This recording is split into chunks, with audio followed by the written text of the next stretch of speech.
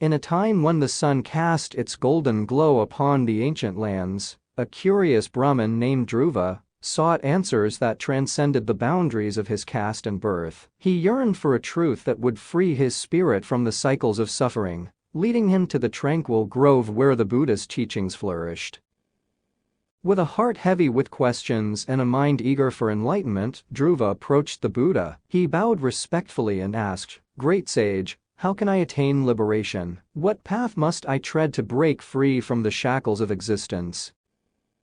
The Buddha, his countenance serene and compassionate, regarded Dhruva with eyes that held the wisdom of countless lifetimes. He responded, "Dear seeker, liberation is not confined to the rituals or lineage of one's birth. Just as a gem's worth is not determined by its external appearance, so too is liberation found not in outward practices, but in the purity of one's heart and actions."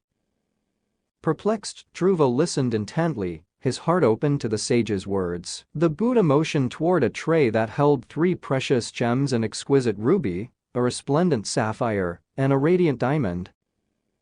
"Observe these gems," the Buddha said. "Each one shines with its unique brilliance, yet their worth is not defined by their outer beauty alone. The ruby, though red and alluring, is not liberated from its origin as a gemstone. The sapphire, radiant in its blue hue, remains bound to its essence as well, and the diamond, sparkling in its magnificence, still reflects its nature as a gem."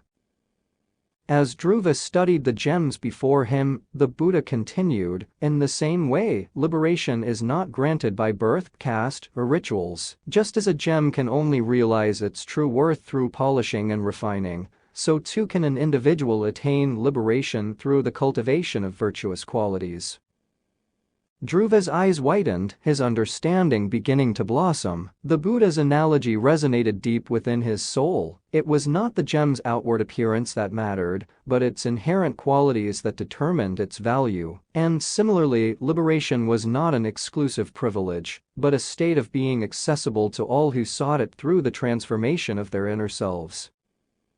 With each act of kindness, each thought of compassion, and each moment of mindfulness, the Buddha continued, "You polish the gem of your own being. Just as the radiant facets of a gem catch and reflect light, so too will your virtuous actions illuminate the path to liberation."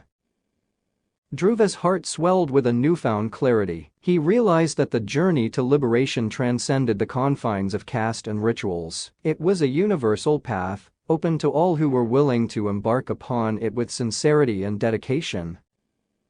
"Great sage," Dhruva spoke, his voice resonating with gratitude, "I understand now. It is not my birth or external practices that determine my worth. It is the qualities I cultivate within myself that lead to liberation."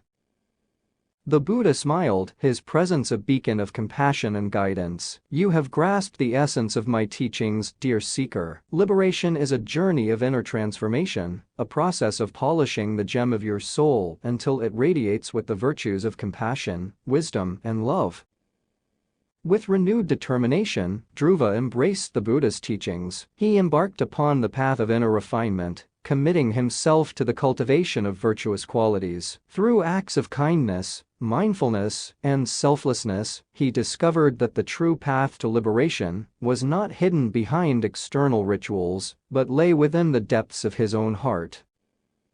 As the seasons turned and years passed, Dhruva's spirit blossomed like a rare and exquisite gem. His journey became an inspiration to all who crossed his path, regardless of caste or background. The story of the Brahmin and the gems echoed through generations, reminding humanity that the path to liberation was not a privilege of the few, but a universal call to cultivate the qualities that would ultimately set their souls free. And so, in the tapestry of existence, Dhruva's story intertwined with the stories of countless seekers, illuminating the truth that liberation was not confined to external rituals or distinctions, but resided within the transformative power of one's own actions and intentions.